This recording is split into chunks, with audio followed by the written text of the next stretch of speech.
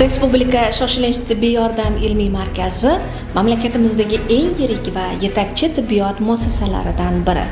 Bugun mazkur markaz milliy akkreditatsiyadan o'tish bo'yicha birinchilardan bo'lib tayyorgarlik ishlarini boshlab yubordi va ayni paytda muassasada mana shu tayyorgarlik doirasida tibbiyot tashkilotlarini litsenziyalash va akkreditatsiyalash markazi tomonidan o'quv va amaliy mashg'ulotlar o'tkazilmoqda.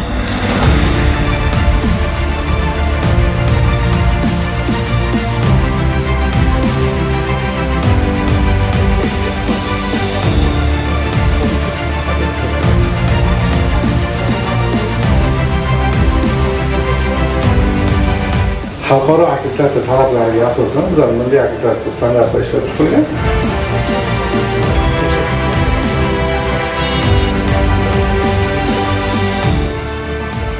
Qaysi bo'limga, qaysi kursga borish kerak? Kimga xabar berish kerak? Hamma joyda, hamma priyomlikda bizda shok zal, reanimatsionniy bo'lim bor. Har bittasi.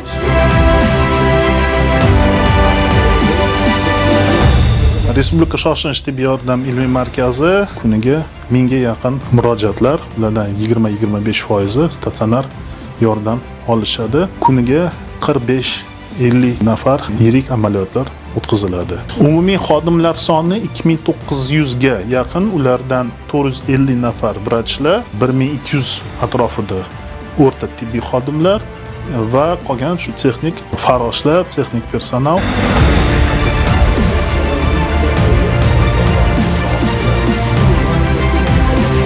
Bejikda orqasida misol uchun kichkina instruksiya qilib qo'ysak ham bo'ladi. Ushbu o'quv mashg'ulotlari jarayonida barcha davolash diagnostika bo'limlarida akkreditatsiya standartlariga muvofiq bajarilayotgan ishlar, jarayonlarni baholab, bemorlarga qulaylik yaratish, birinchi o'rinda bemorlar xavfsizligini ta'minlash va Respublika shoshilinch tibbiy yordam ilmiy markazida ko'rsatilgan tibbiy xizmatlar sifatini ko'rsatish bo'yicha o'z tavsiyalarimizni bermoqdamiz.